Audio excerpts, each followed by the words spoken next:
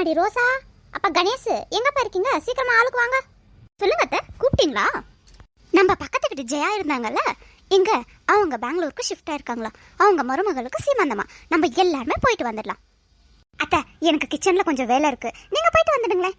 நான் இந்த வேலையெல்லாம் முடிச்சுட்டு கொஞ்சம் ஆஃபீஸ் ஒர்க்கும் நிறைய இருக்குத்த, என்னால் இன்னைக்கு வர முடியல, தப்பா நினச்சிக்காதீங்க. உங்கள் பையனை வேணா கூட்டிகிட்டு போங்களேன்.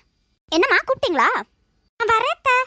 ஏய், அந்த ஃபங்க்ஷன்னு சொன்னலடா ஒரு வாரத்துக்கு முன்னாடியே, அவங்களுக்கு சீமந்தம் வச்சுருக்காங்களாம். அதான் நம்ம பக்கத்து வீட்டு ஜெயா அவங்க மருமகளுக்கு போயிட்டு வந்துடலாம்டா. அம்மா என்ன விளையாடுறீங்களா? நீங்கள் கூப்பிட்ட உடனே வந்துடுறதுக்கு எனக்கு ஆஃபீஸ் ஒர்க் நிறையவே இருக்குது. இப்போ நான் பண்ணணும், என்னாலாம் வர முடியாது. நீங்களே அப்பாவை கூட்டிகிட்டு போயிட்டு வந்துடுங்க, இல்லைனா கேப் புக் பண்ணி தர போயிட்டு வந்துடுங்க. சும்மா என்னை டிஸ்டர்ப் பண்ணாதீங்கம்மா. என்னடா நீயும் வரமாட்டா, உன் பொண்டாட்டியும் வரமாட்டா, எந்த ஃபங்க்ஷனுக்கும் நீங்களை மட்டும் வராமல் எங்களை மட்டும் அனுப்புறீங்க? எங்களுக்கும் வயசாச்சு, இனிமேல் எல்லா இடத்துக்கும் நீங்கள் தான் போகணும், அதை ஞாபகத்தில் வச்சுக்கோங்க. சரி சரி, ஒன்றும் கவலைப்படாதீங்கம்மா, நீங்கள் போயிட்டு வாங்க இந்த ஒரு தடவை. நெக்ஸ்ட் டைம் நான் வரேன். அதெல்லாம் எனக்கு தெரியாது, நீங்கள் ஒரு தடவை இப்படி தான் சொல்கிறீங்க. இப்போ வர போகிறீங்களா இல்லையா? நான் வேணா ரோசாவை கன்வின்ஸ் பண்ணி அனுப்ப பார்க்குறேன், இருங்கம்மா.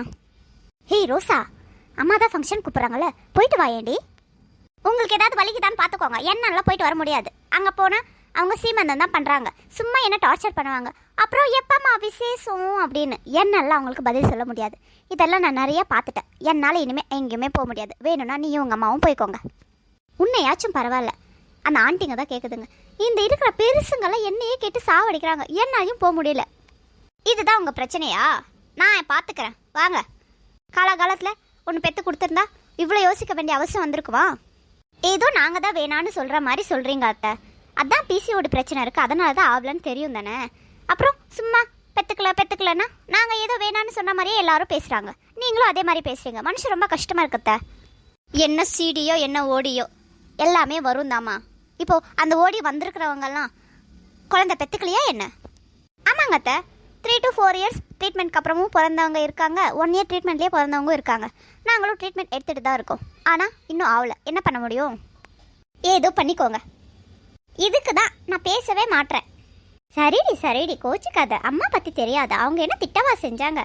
ஏதோ பெற்றுக்கலையா முடியலையா அப்படின்னு கேட்டுட்டு போகிறாங்க, அவங்க அப்படி தானே. தாத்தா இப்போ எப்படி இருக்கு உடம்பு? ஆமாம் தாத்தா, உங்களை பற்றி அத்தை சொன்ன உடனே என் மனசே தாங்கலை, அதான் நாங்கள் 2 பேருமே ஓடி வந்துட்டோம் உங்களை பார்க்க. இப்போ எப்படி இருக்கு தாத்தா? டாக்டர் என்ன சொன்னாங்க? அந்த டாக்டர் எங்களுக்கு என்னம்மா, எப்போ பார்த்தாலும் ஏதாவது ஒரு ஊசியை போட்டு மாத்திரையை கொடுக்கறது தானே உங்களுடைய வேலை. என்னால் பேசக்கூட முடியலடா.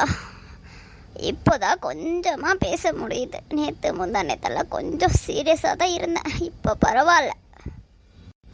நான் கண்ணை மூடுறதுக்குள்ள என் பேத்தி பேரனோட குழந்தைய பார்த்துட்டேன்னா அந்த சந்தோஷத்துலேயே கண்ணை மூடிடுவேன். கிழவனுக்கு குசும்ப பார்த்தியா? படுத்த படுக்கையில் குழந்தைய பார்க்கணுமா, அதை பார்த்தாதான் இவன் கண்ணு மூடுவானா. இவனை போய் நம்ம பார்க்க வந்தோம் பார்த்தியா, நம்மளே செருப்பால் அடிச்சுக்கணும். வாடா. சாரி வாடி ரோசி, போகலாம் வீட்டுக்கு. இவன் இங்கேயே செத்து சாப்பிட்டோம். கோச்சுக்காதடா பேரா, நான் உன் நல்லதுக்கு தானே சொன்னேன். பாரு இப்போ மட்டும் வாய்ஸ் எவ்வளோ நல்லா வருது, சும்மா நம்ம கிட்ட ஆக்டிங் பண்ணது இது. சரி தாத்தா, நாங்கள் கிளம்புறோம். சொன்னதை ஞாபகத்தில் வச்சுக்கோமா. இதா என்னுடைய பேரனை நல்லபடியாக பத்திரமா பார்த்துக்கணும், சரியா? சரிங்க தாத்தா, நான் பார்த்துக்கிறேன். ஆமாடி சாந்தி, இருக்கியாடி? ஆண்டி, எங்கள் அத்தை கோயிலுக்கு போயிருக்காங்க, வர்றதுக்கு எப்படியும் 1 மணி நேரம் மேலே ஆகிடும். உட்காருங்க, காஃபி எடுத்துகிட்டு வரேன். அதெல்லாம் ஒன்றும் வேணாம் ரோசா, எனக்கு உன்னை பார்க்கணுன்னு தான் ஆசை. உங்கள் அத்தை இருக்கும்போது உங்ககிட்ட பேசவே முடியறதில்ல. வாயே, கொஞ்ச நேரம் ஆண்டி கிட்ட பேசிட்டு போ. காஃபியெல்லாம் எதுவுமே வேண்டாம், வந்து உட்காரு. அப்படி என்ன ஆண்டி என்கிட்ட பேசணும்? அப்பப்போ உங்கள் அத்தை என்கிட்ட புலம்பிக்கிட்டே இருப்பாங்க, அவளுக்கு குழந்தையே ஆக மாட்டேங்குது, நான் எப்போ என் பேரனை பேத்திய கொஞ்சம் போகிறேன் அப்படின்னு. அப்போல்லாம் உன்னை நினச்சாதான் எனக்கு பாவமாக இருக்கும் ரோசா. ஏன்னா எனக்கு உன்னை ரொம்ப பிடிக்கும், ஆனால் இவ்வளோ நாளாக உங்ககிட்ட நான் சொன்னதே இல்லை. நிஜமாக சொல்கிறீங்க ஆண்டி, என்னை பார்த்தா உங்களுக்கு ரொம்ப பிடிக்குமா? ஆமாம் ரோஸ், உன்னை பார்த்தா எனக்கு ரொம்பவே பிடிக்கும் தெரியுமா. ஏன்னா உன் கஷ்டம் நானும் அனுபவிச்சிருக்கேன். ஒரு காலத்தில் என்னையும் நிறைய கேலி கிண்டல் அவமானங்கள் இந்த குழந்தையனால் நானும் பட்டிருக்கேன். அதனால தான் சொல்கிறேன். நான் என்ன ஆண்டி பண்ண முடியும்? இந்த பிசிஓடி வேறு இருக்குது, அது இருந்தால் கொஞ்சம் லேட்டாக தான் பேபி ஆகும், சிலருக்கு ஆகவே ஆகாது. அதுக்கு நான் என்ன பண்ண முடியும்? மனுஷன்னா ஒரு வியாதி வரத்தான் செய்யும், அதனால் குழந்தை ஆகலைன்றது என்னுடைய பிரச்சனை கிடையாது, அது நான் பண்ண தப்பும் கிடையாது. கடவுள் எனக்காக எழுதியிருக்கிறது, நான் என்ன பண்ண முடியும்? நீ அப்படியெல்லாம் நினைக்கக்கூடாது, அதெல்லாம் ஒரு மேட்ரே கிடையாது. நீ கரெக்டான ஃபுட் டயட், அப்புறமா கொஞ்சம் எக்ஸசைஸ் எல்லாமே கரெக்டாக பண்ணிட்டேன்னு வச்சுக்கோ, 3 மாதத்தில் உனக்கு குழந்தை நின்றுடும் பார்த்துக்கோயே. நான் நிறைய பரிகாரம் கூட சொல்கிறேன், நீ ஒரு நாளைக்கு ஒன்று ஒன்றா பண்ணு. கொஞ்சம் விரதம் கூட சொல்லுவேன், அதெல்லாம் பண்ணனா சீக்கிரமாக உனக்கு குழந்தை உண்டாயிடும். சரிங்க ஆண்டி, நீங்கள் என்னென்ன விரதம்னு சொல்லிட்டு போங்க, நான் எல்லாமே ஒன்று விடாமல் பண்ணிடுறேன். அது ஒன்றும் இல்லை ரோசி, அந்த முருகர் கோயில் இருக்குல்ல பழனியில், அதுக்கு முட்டிக்கால் போட்டு அந்த 750 ஸ்டெப்ஸ் இருக்குல்ல, அதை நீ அப்படியே முட்டிக்கால் போட்டு ஏறணும். அதுக்கப்புறம் அந்த கடவுள்கிட்டையும் நீ அதுக்கப்புறமா எழுந்துடக்கூடாது, ஸ்டெப்ஸ் முடிஞ்சிடுச்சேன்னு அப்படியே நடந்துகிட்டே போய் கும்பிட்டா முருகர் உனக்கு கருணை காட்டி குழந்தைய அப்படியே உன் வயிற்றுக்குள்ளே போட்டு வர பார்த்துக்கோயேன். 750 ஸ்டெப்ஸு முட்டிக்காலில் நடந்தால் குழந்தை பிறக்குமா? முட்டிக்கால் தேஞ்சிட போகுது ஆண்டி, இந்த வயசுக்கே எனக்கு ரத்தம்லாம் வராது. உனக்கு குழந்தை வேணும்னா நான் சொல்கிறதெல்லாம் பண்ணாதான் பிறக்கும், புரியுதா? நம்ம ஏதாவது பண்ணாதானே கடவுளுக்கும் நம்ம மேலே ஆசை, அப்புறமா கருணெல்லாம் வந்து நம்ம கேட்டதை கொடுப்பாரு. என்ன சொல்கிற? சரிங்க ஆண்டி, நான் உள்ளே கொஞ்சம் பால் வச்ச மாதிரி இருக்குது, பொங்கிடுச்சுன்னு நினைக்கிறேன். நான் கொஞ்சம் எல்லாமே க்ளீன் பண்ணணும். அப்புறம் எங்கள் அத்தை வந்த உடனே உங்களுக்கு கால் பண்ணுறேன் ஆண்டி, அப்போ வந்து பேசுங்க. இன்னும் நான் என் விரதத்தை முழுசாக சொல்லலையேம்மா, அதுக்குள்ளே கிளம்புறேன்னு சொல்கிறேன். போடி முட்டைப்பை ஆண்டி, கொஞ்சமாவது அறிவு இருக்கா உனக்கு? யாராவது இந்த மாதிரி பரிகாரம் சொல்லுவாங்களா? கடவுள் மனசார நினச்சி கேட்டாலே கொடுப்பாரு. நீ அதை பண்ணாதான் கொடுப்பேன், இது பண்ணாதான் கொடுப்பேன்னு நாம் இது பண்ணிட்டு இருந்தா கொடுத்துடுவாரா? அதுக்கு என்ன வருத்திக்க சொல்கிறியா? போய் வேலையை பாருடி, இப்படியெல்லாம் சொல்லணுன்னு தான் இருக்குது. சரி, அது ஒன்றும் இல்லாண்டி, கொஞ்சம் ஆஃபீஸ் ஒர்க்கெல்லாம் நிறைய இருக்குது. உங்கள் விரதம் கேட்க கேட்க இன்ட்ரெஸ்டிங்காக வேறு இருக்குது. எனக்கு 1 hour கூட பத்தாது உங்ககிட்ட பேசுறதுக்கு. அதை நான் வேலையை முடிச்சுட்டு சீக்கிரமாக உங்கள் வீட்டுக்கு நாளைக்கு வரேன்.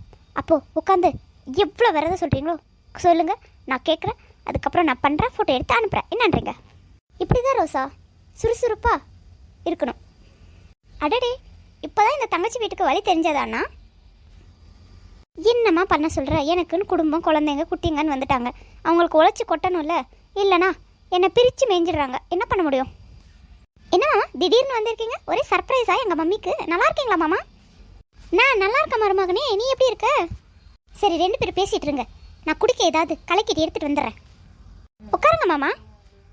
அப்புறம் மருமகனே, எப்படி போயிட்டுருக்கு பிஸ்னஸ்ஸு அது இதுன்னு? வேலைக்கு போகாமல் ஏதோ வீட்டில் இருக்கிற காசு எடுத்துகிட்டு பிஸ்னஸ் பண்ணுறேன்னு கொட்டிட்டு தீர்த்துட்டு இருக்கியா? உங்கள் அம்மா ஃபோனில் ஒரே புலம்பல். சொல்லிட்டாங்களா? இதையும் சொல்லிட்டாங்களா? எக்ஸ்ட்ராவாக முந்தா நேற்று ஒரு 1000 ரூபாய் கேட்டேன்.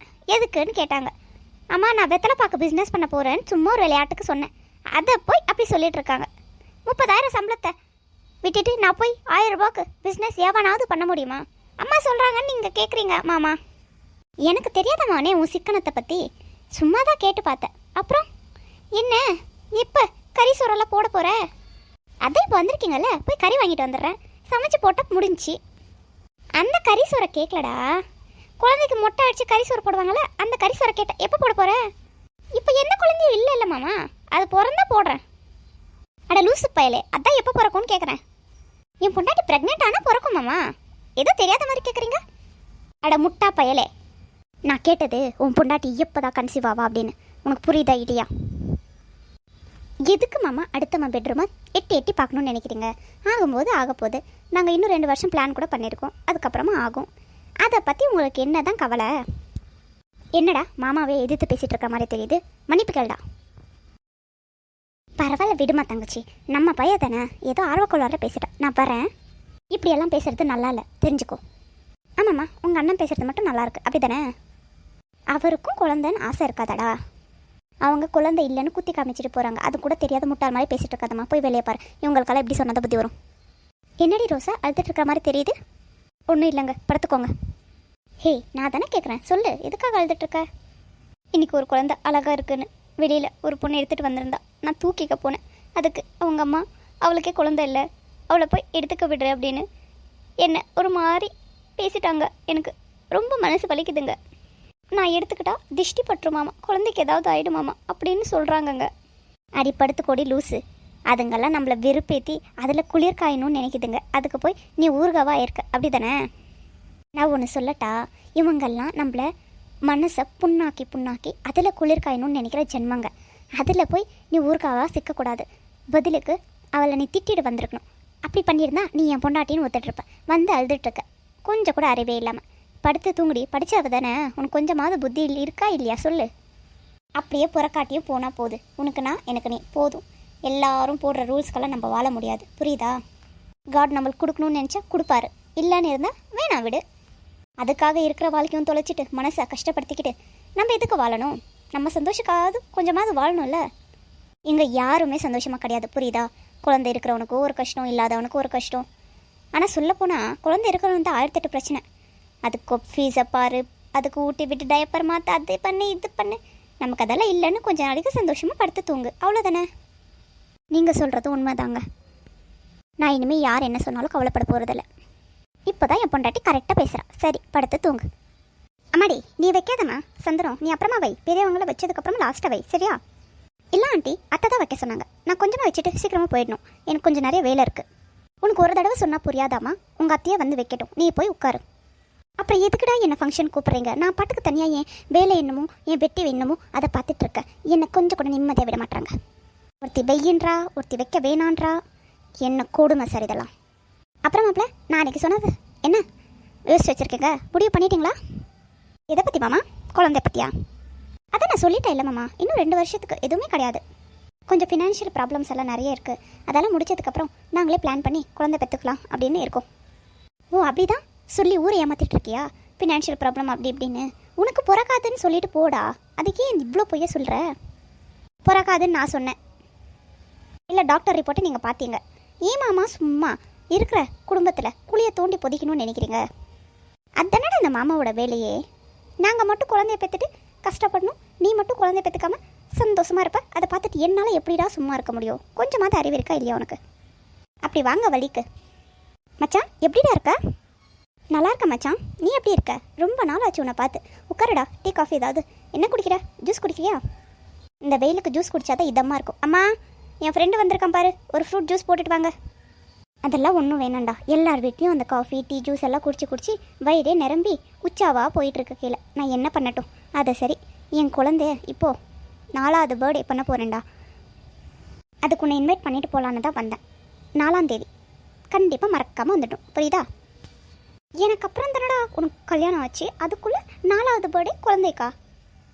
ஆமாண்டா மச்சான், நமக்கு கல்யாணம் ஆகி எனக்கு 5 வருஷம் ஆகுது, உனக்கு 6 வருஷம் ஆகுது. இன்னுமா தெரியல உனக்கு? அப்புறம் நீ எப்போ எப்படி இன்விடேஷன் கார்டெல்லாம் எடுத்துகிட்டு என் வீட்டுக்கு வர போகிற? எப்போ பேபி? ஐயோ போடா, எல்லாரும் இதையே கேள்வி கேட்டு மனசை புண்படுத்துகிறாங்க. அதுவான் நடக்கும். நடக்கிறப்ப சொல்கிறேன், கண்டிப்பாக வந்துடு.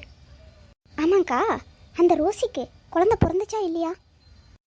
அவளுக்கு எங்கே குழந்தை பிறந்துச்சு? அவளுக்கு தான் ஏதோ பிசிஓடி இருக்காமே. அது இருந்தால் பல பேருக்கு கல்யாணமே ஆகாது, பல பேர் குழந்தையும் ஆகிறதுலையும். அதுவும் ஆனாலும் லேட்டாக தான் ஆகுமா? கல்யாணம் ஏன் ஆகாது? ஏன்னா மாப்பிள்ளை வீட்டுக்காரங்களுக்கு இந்த விஷயம் தெரிஞ்சால் எங்கே ஒத்துக்க மாட்டுறாங்களோன்னு மூடி மறைச்சிடுறாங்களாம் இப்போல்லாம் இந்த விஷயத்த. பாவம், அவளுக்கும் குழந்தைன்னா ஆசை தான், இன்னும் ஆகலை. எனக்கு என்னமோ அவனுக்கும் பிரச்சனை இருக்கிற மாதிரி தான் தெரியுது.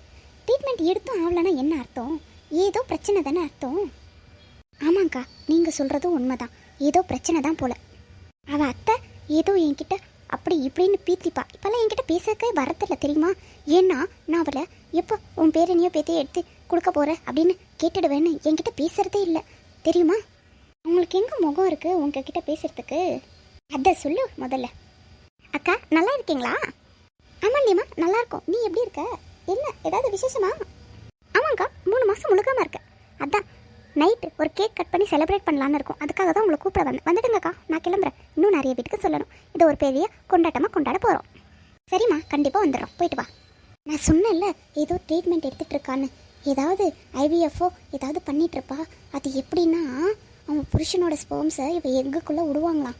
விட்டதுக்கப்புறமா இதுதான் ப்ராசஸில் குழந்தை பிறக்கும்னு சொல்கிறாங்க. ஆனால் இது டெஸ்ட் பேபியோ எனக்கு சந்தேகமாக தான் இருக்குது. ஆமாங்க்கா, எனக்கும் அப்படி தான் தோணுது. இவளுக்கு எங்கே நார்மலாக குழந்தை பிறக்க போகுது. எனக்கு என்னமோ சி செக்ஷன்னு தான் நினைக்கிறேன். ஆமாம், அதெல்லாம் பண்ணால் ரொம்ப ரெஸ்ட் எடுக்க சொல்லுவாங்களாம் பெட்டு மேலேயே. என்ன நடக்க போகுதோ பார்க்கலாம்.